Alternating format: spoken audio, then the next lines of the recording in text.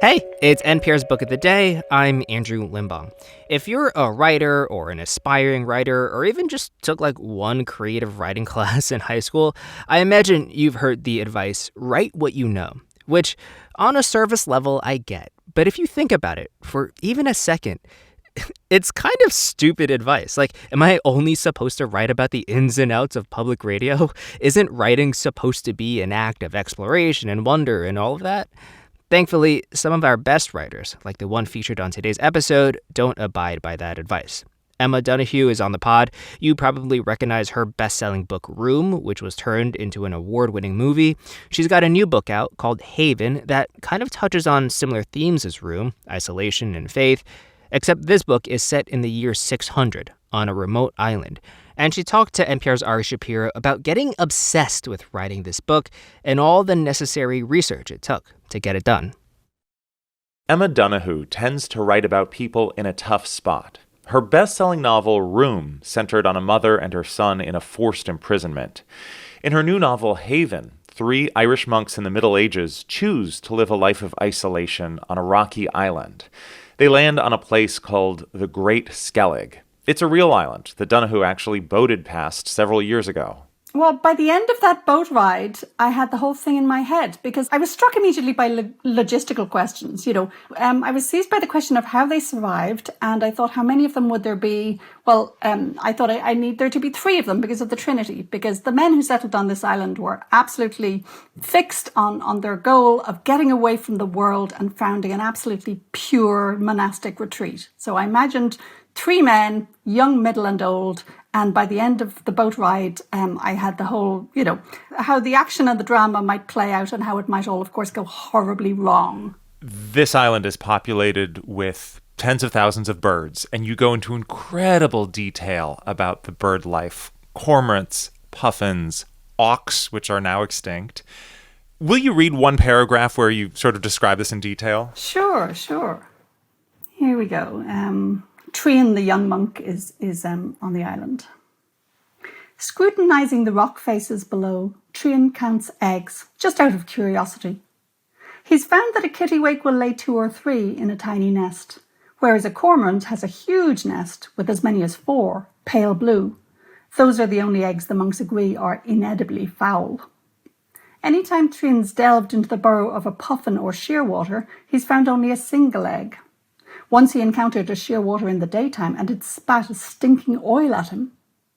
Great auks and guillemots, they too lay 1 pointed conical egg left carelessly on a ledge. Were you always interested in birds, or were all of these details things that you had to learn for this book? They were all things I needed to learn for this book. My writing is not very time efficient. I was once scolded by someone on a panel. She said, look, if you research 18th century London, you should get like 5 books out of that. So I'm imagining you going through the Museum of Natural History archives, taking notes on the colors of the eggs of the various birds. It's true.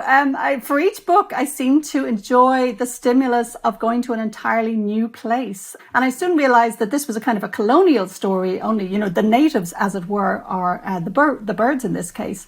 And the monks approached those birds in just the same way as people have been, hounded out of their territories.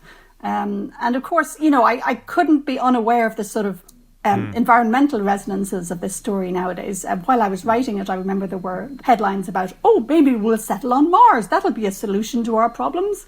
And it just struck me as such a sick joke that, if we trashed this perfect Earth, people really imagined we could do better on a harsh planet where we'd need to live in a bubble. So, I thought settling on an island was actually a very good parallel with that kind of, wishful thinking about whether a fresh start could save us from ourselves, when of course we always bring our own baggage.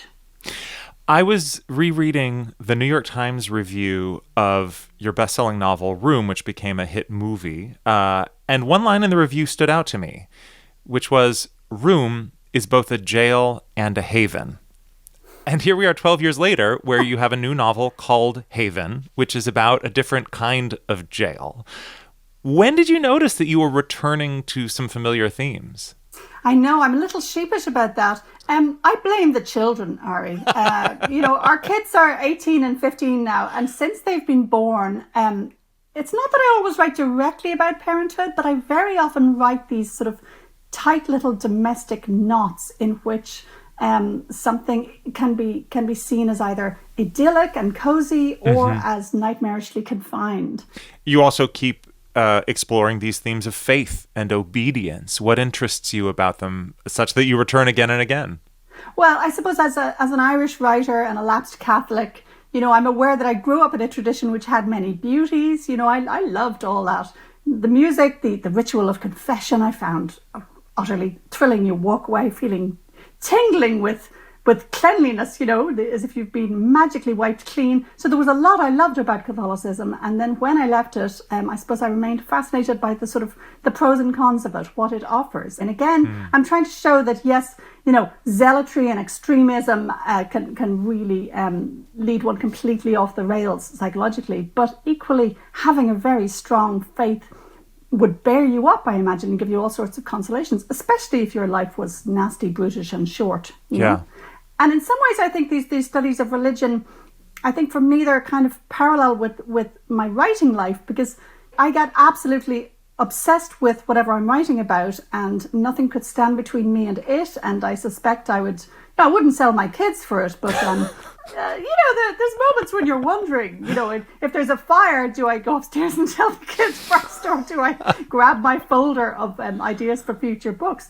I'm aware of those seeds of obsession in myself. Did it change your experience returning to these themes of confinement and isolation during the pandemic, when everyone was relatively isolated and following strict rules and experiencing some version of this themselves? Yeah, well, I did get so bored during COVID that I remember thinking that the character of Ma in Room was perhaps even more heroic than I realized in managing to keep things fun, because I think I would have settled into, grim boredom quite early on in the process of raising a child in a locked room.